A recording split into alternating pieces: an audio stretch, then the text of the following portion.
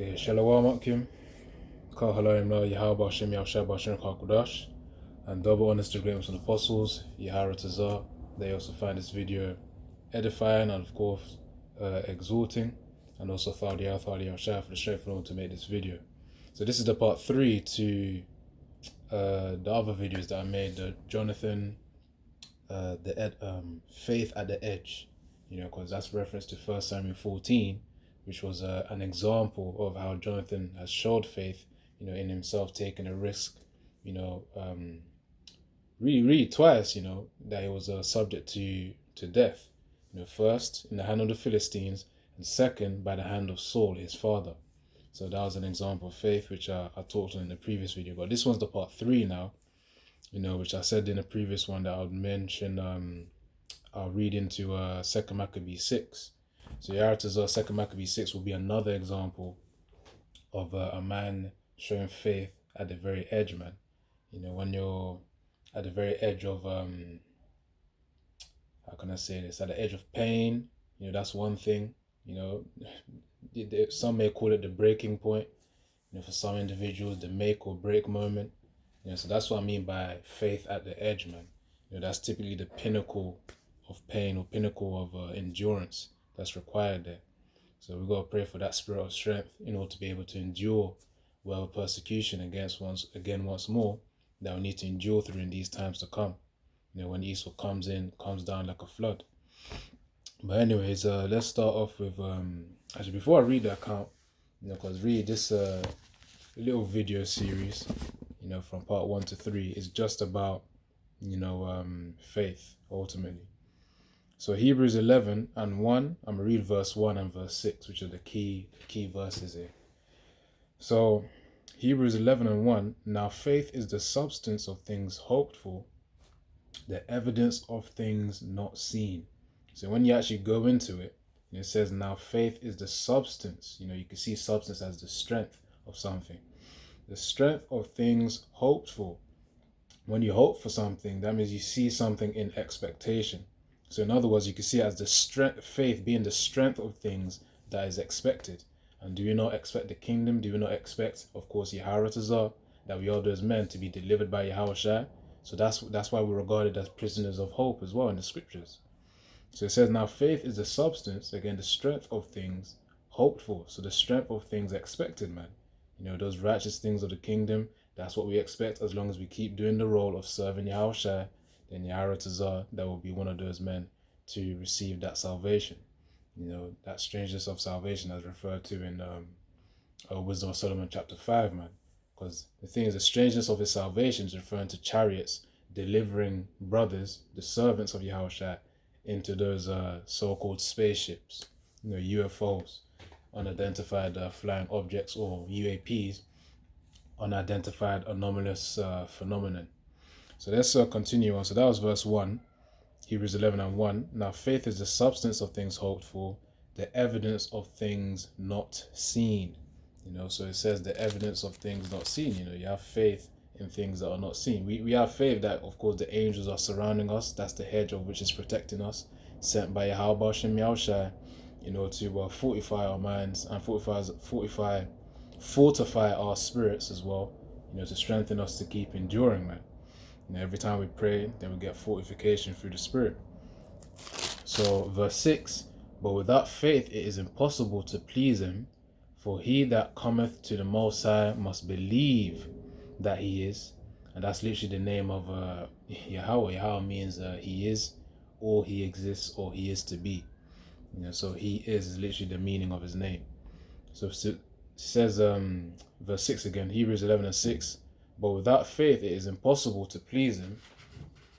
So okay. It says, but without faith it is impossible to please him.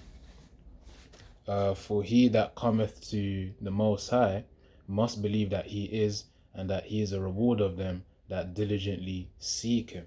So of course, diligently seek him is referring to, of course, studying the scriptures, doing the works of Yahweh Shem Yahushua that we're commanded to do, and of course, praying, fasting, to gain the mercy of Yahweh Shem Yahushua and the strength from Yahushua that he sends us. So I say again, but without faith, it is impossible. So that means faith is a necessary ingredient, man. Faith is a necessary ingredient. That's the thing. So it says, "For he that cometh to the Most High must." So it's a necessity. Must believe that He is. So you gotta believe in the names Yahweh, Yahushua, man. And believe that they exist. That's the point. Even when you're praying, that shows that you have faith that He is, that Yahweh exists, and that Yahushua exists as well. Just because He's absent right now physically doesn't mean that He ain't hearing the prayers. He's hearing them. And of course, the Most High, Yahweh Shem Yahushua, they also answer them, of course, according to His will, according to His timing. So, pray and remain faithful in Him. That's what we do. So let's get back to the chapter now. In Second Maccabees 6, of the man who also showed faith at the very edge, the edge of pain, the edge of breaking point. So we're going to read into it, and then I'm going to explain it as I go along, just to clarify the point as I read it. So this is 2 Maccabees 6 and verse 1. Not long, I'm just checking. So 2 Maccabees 6 and 1.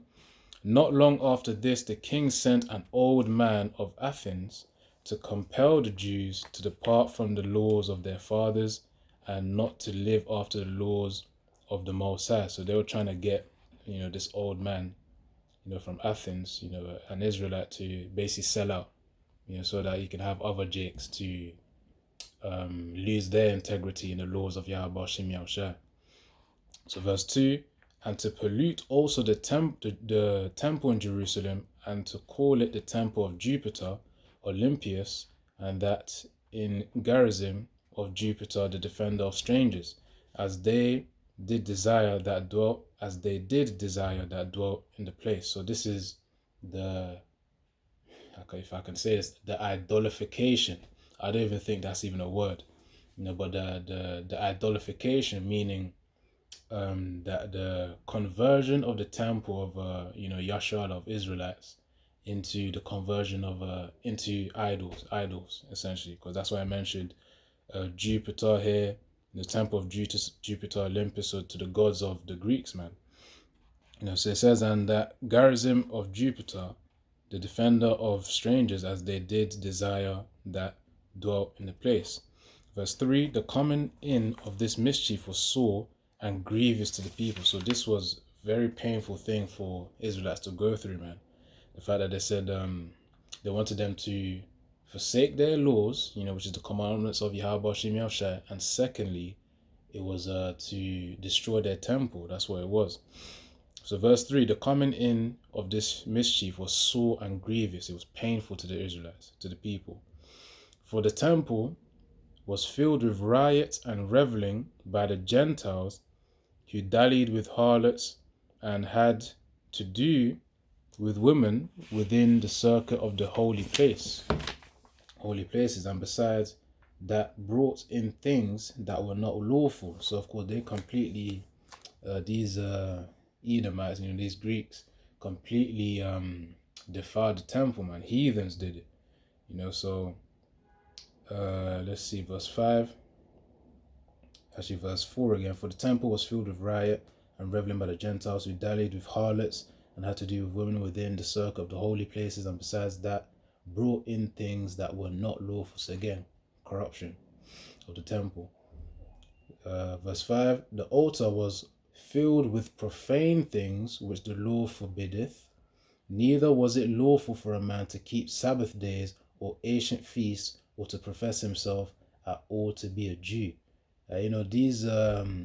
These commandments of the leader at that time, was saying that you couldn't keep the Sabbath days, man. Nor the feasts, of Israel, which is all part of the law, and or to profess himself to be a Jew. So you can't even say that you're an Israelite, man. We're coming into those times where, if anyone hears that name, they're going to try and sell you out, man. And when I say they're going to try and sell you out, it means they're going to report you to the police or the head of authority, National Guard, paramilitary, whatever type of authoritative service that is going to be essentially the B system military. I'm going to just keep it simple. The B system military, man. People going to be saying, yeah, this guy's an Israelite, man. I remember he was preaching and he was teaching out there. But remember, We are fools for Yahweh's sake, man. That's in the scripture as well. We're fools for Yahweh's sake. So it's better to suffer that short-term humiliation and to gain the favor of Yahweh and of course Yahweh Abanawa, which means Abanawa means our father.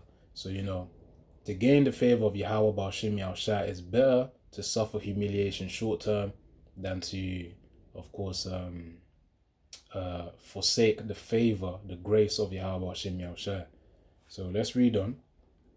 And it says here, and in that day, the king's birth every month, they were brought by bitter constraint to eat of the sacrifices.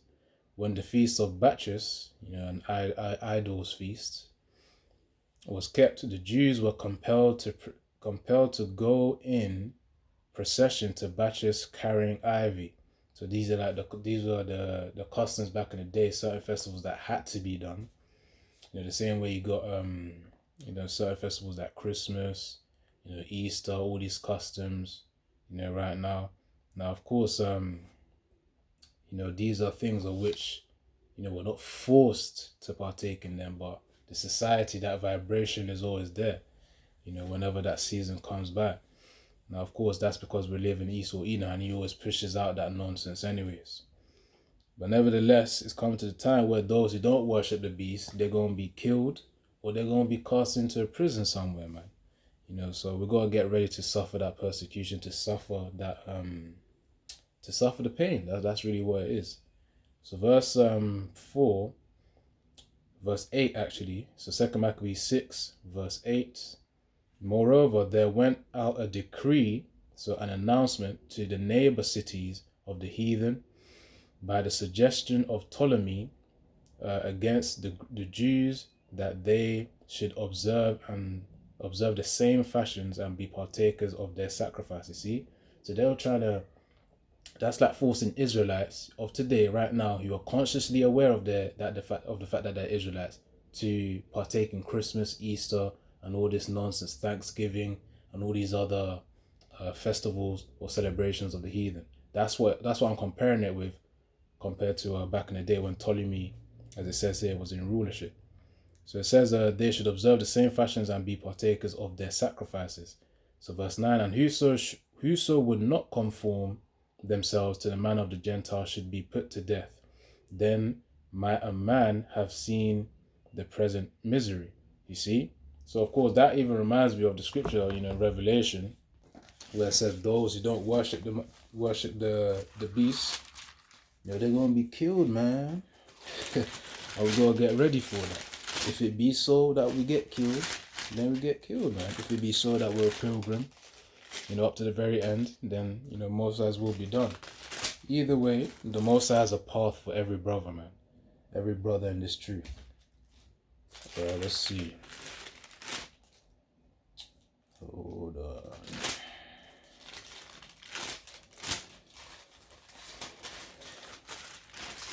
Just need to get this quick preset. Because it's going to be, those draconian measures is going to be severe, man. But despite that, Esau's Edom fall is inevitable. The destruction, the downfall, the damnation of Esau Edom is inevitable. So you always got to keep that in mind, no matter how powerful Esau looks, because it's only for a season.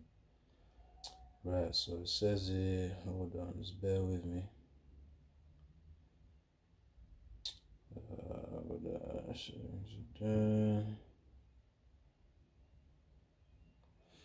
Alright, I'll read, so this is Revelation 13 and 15. And he had power to give life unto the image of the beast, that the image of the beast should both speak and cause that as many as would not worship the image of the beast should be killed. So the reason why I read that is simply because of the fact that when Ptolemy was ruling here, a Greek ruler, he said in verse 9, and whoso would not conform themselves to the manners of the Gentiles should be put to death. Then might a man have seen the present misery. So of course, it's the same concept that's going to happen in the future again. Remember, everything that's written aforetime is written for our learning, and also what's happened before will also happen again. There's nothing new under the sun, as it says in Ecclesiastes chapter 3. So the point is, the same way Israelites had to suffer then, there's going to be a repeat in a similar manner, or even I could even say in a greater manner in this time, because this was the final go around before the kingdom of Yahushua is then established. So, all right. So verse 10. For there were 2 women brought who had circumcised their children, which is part of the law. You're supposed to circumcise your children, the male children, whom when they had openly led round about the city, the babes hanging at their breasts, they cast them down headlong from the wall. So Esau right there just be flipping killing off babies already, man, because you're trying to keep the law. And of course now, Esau's being used in order to punish Jake, man. But of course, there's still a lesson there. It's not just there's a lesson in this. So let me read on. So it says in verse 11, and others, because later on it says that it's actually a chastening, correction, and the Most High did it quite severely. But of course, it's to normally people tend to learn things, especially when if you can't tell them calmly and then they don't learn it, typically it requires pain. One of the one of the rules of life, where a child may require some discipline. Give him the beating.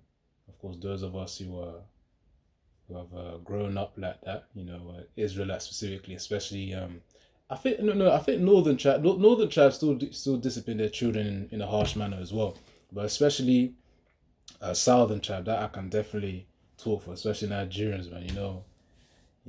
Discipline be quite harsh, man. Nigerians, Jamaicans, man. So anyways, the point being is pain is a teacher, and it makes the children remember. Hence why disciplining them with the cane, it's the manner of way of which Judah, Levi, Benjamin, as well as some northern tribes also apply as well, man. So anyways, where was I going with this? I'm gonna just read verse 11 now. So the babes were were basically killed off. Verse 11. Oh yeah, I was talking about the chastening, but let me just read on. And others that had run together into the caves nearby to keep the Sabbath day secretly, being discovered to Philip, were all burnt together, because they made a conscience to help themselves for the honor of the most sacred day. So even there were Israelites that actually tried to keep the Sabbath, man, but they couldn't. Man, because that was also a sign that they were in captivity, especially with the Greeks ruling over them. And you're gonna see a lot. Jake gonna realize that their enemy is over them. Just because things are soft currently doesn't mean that. Which really, things are just getting harder and harder, anyways. It's just like a gradual type of thing. But eventually, Esau's gonna launch something where it's like, okay, we're gonna get deep into Jacob's trouble now. So let's read on. Yeah, so Israelites tried to keep the Sabbath, but they couldn't. They were caught. Now it says verse 12. Now I beseech those that read this book, that they be not discouraged for these calamities, but that they judge those punishments to be for destruction, not to be for destruction, but for chastening of our nation. So again, that's why I was talking about, bring up a child ways. I'm mentioning it right now, Proverbs 22, verse 5. Bring up a child the way he should go, so that he will not depart from it when he grows old. Roughly paraphrasing, of course. The point is the same thing here. The Most High is doing this to us Israelites so that we actually learn a lesson, man. Learn the severity of actually obeying and not disobeying the Most High. Or else we're going to get punished like this. Because this is the final go around, so it's going to be the cherry on top before the cleansing, which is going to be the nuclear missiles to Babylon. Joel 2, Jeremiah 51 and 25. So all of that's going to be the final cleanup before Yahushua establishes his kingdom. Before Yahweh allows Yahushua to establish his kingdom. So let's see. So yeah, as it says there, now I beseech you, those that read this book, we're reading this book right now. It says that they be not discouraged for those calamities, but that they judge those punishments not to be for destruction, but for chastening of our nation. So Israelites had to get corrected, with severity, man, from the Most High Yahweh. For it is a token of his great goodness when wicked doers are not suffered any long time, but forthwith punished. For not as with other nations whom the Lord Yahweh patiently forbeareth to punish, till they come to the fullness of their sins, so dealeth he with us. So of course the Most High, if there's like if there's mistakes that Israel makes, you correct it quickly, man. Not like the other heathen nations where he's like, okay, he's gonna hold off first, then he's gonna really, bring damnation, bring destruction upon them. So of course it's better to get those little corrections, which even though they may be little in the Most High's eyes, but to us it's severe because we're the ones who feel the pain. But nevertheless, it's better than being completely demolished at certain heathen nations like Esau. Esau's going to be wiped out for real. So yeah, so verse 14. Verse 15. Lest that being come to the height of sin, afterwards he should take vengeance of us. So we don't want to lead Yahweh Hashem Yashai to have that severity of anger, man. So he's just correcting us, in this scenario here. So verse 16. So 2 Maccabees 6 and 16. And therefore he never withdraweth his mercy from us, see, and though he punish with adversity, yet doth he never forsake his people. So of course, as a child, as a father, would chasten their child, get the cane and, flog you if you do something wrong or you made a very major mistake. He's going to beat that disobedience, he's going to beat that stubbornness out of you. So, that's what the Most High was doing in this case. But despite that, he will always have the mercy upon us, and he won't forsake us. He won't just leave us to let us go. Hence why he kept a remnant. Isaiah 10 and verse 20, man. So in fact, let me just get that one quickly as well.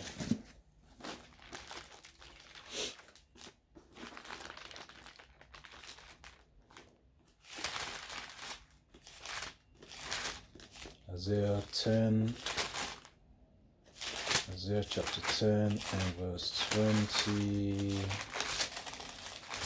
So this is Isaiah 10 and 20. Isaiah chapter 10 and verse 20. And it shall come to pass in that day that the remnant of Israel and such as are escaped of the house of Jacob shall no more again stay upon him that smote them, so we won't be under our enemies, but shall stay upon the Lord Yahweh, the Holy One of Israel, in truth. You see, it said here in the beginning, and it shall come to pass in that day that the remnant of Israel and such as are escaped of the house of Jacob. So of course that remnant is referring to the 144,000 and the 1/3. So Revelation 14 verse 3, about the 144,000, and Zechariah 13 and verse 9 about the 1/3 of Israel. And that's in America, by the way.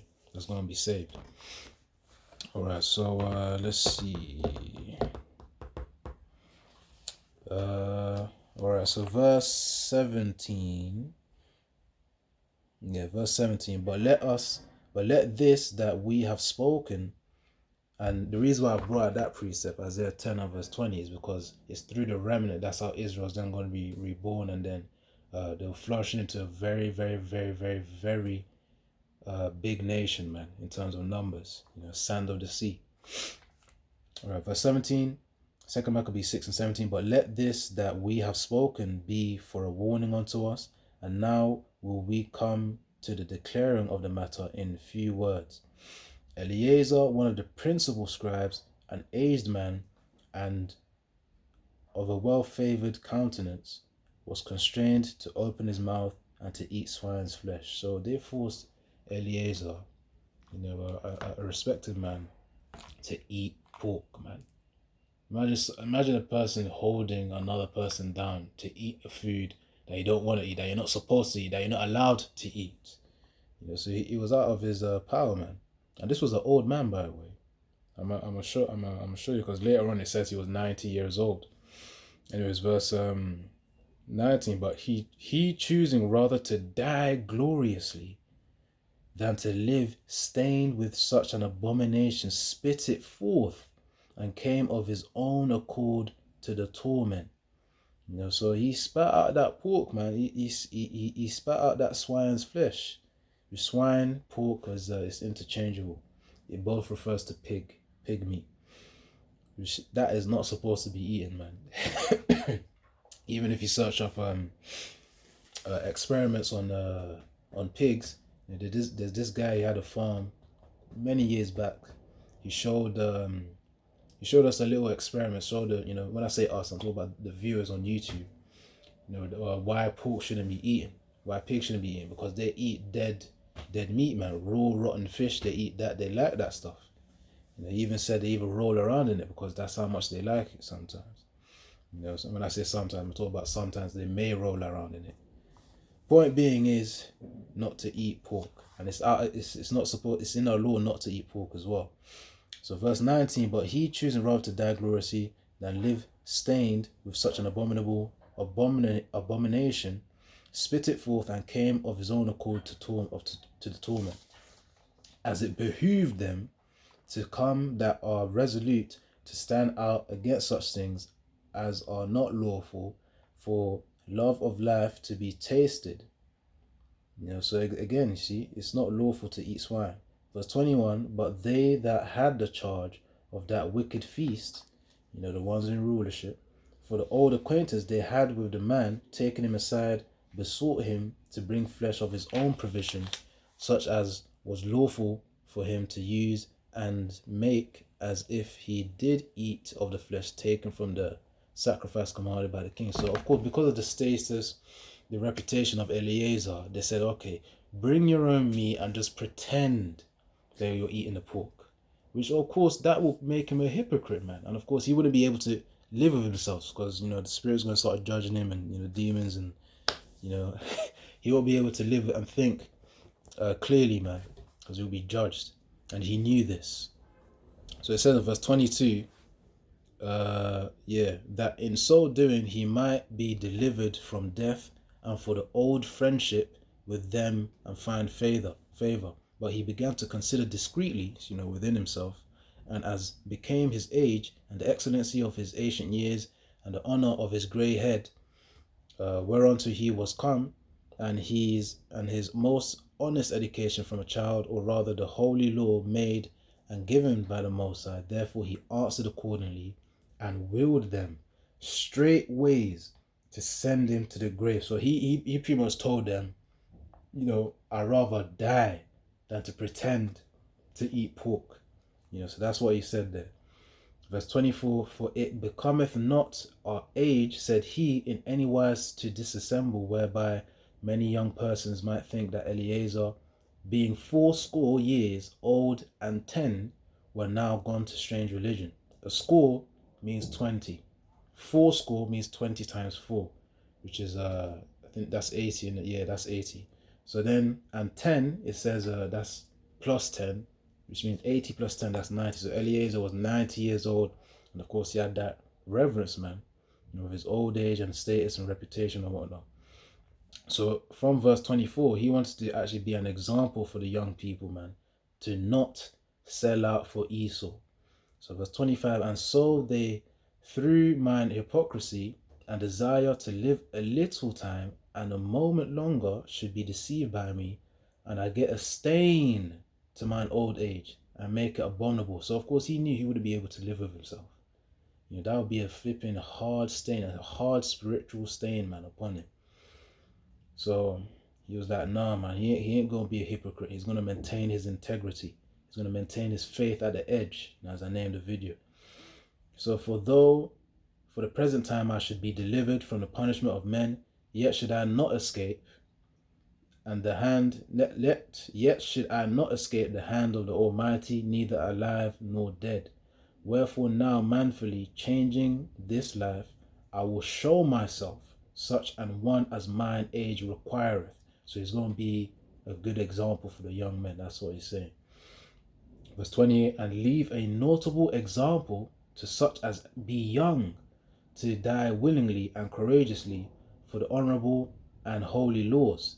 And when he had said these words, immediately he went to the torment. They that led him, changing the good will, they bear him a little before into hatred, because the foresaid speeches proceeded, as they thought, from a desperate mind. But when he was ready to die with stripes, beatings, with stripes, he groaned and said, it is manifest unto the Lord Yahweh, that hath the holy knowledge, that whereas I might have been delivered from death, I now endure sore pains in body by being beaten, but in soul am well content to suffer these things, because I fear him. You see, so he was content in spirit, despite him enduring through that temporary pain, in the vessel physically. He knew, okay, he did a good thing in the eyes of Yahweh.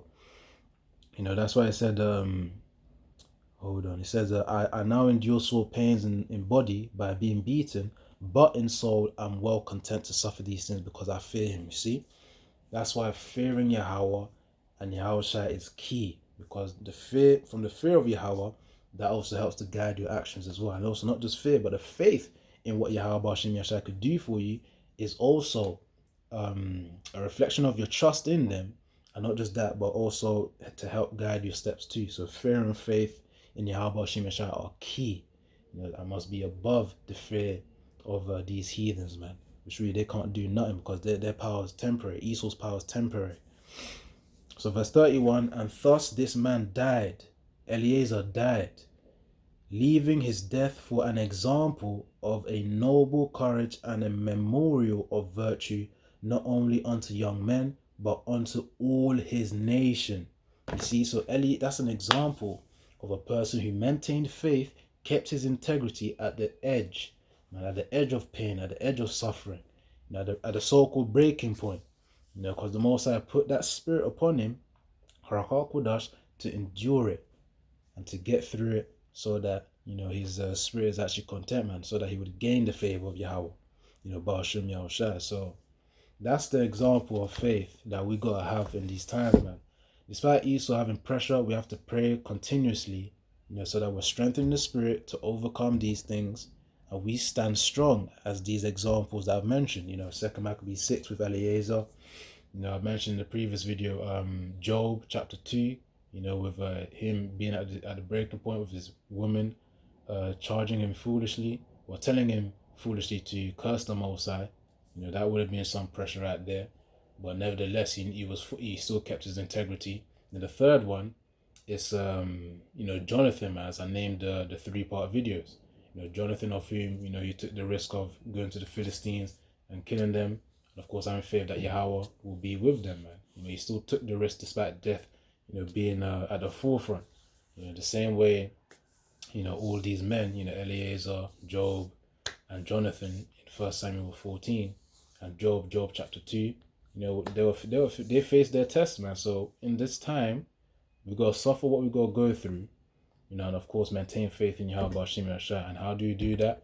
Again, we diligently meditate upon the precepts, man. As I always like to say, Psalms 119 and verse 4. Because we meditate upon these things to help us to guide our way, because that's the word of Yahweh Bashim Yahshua guiding us.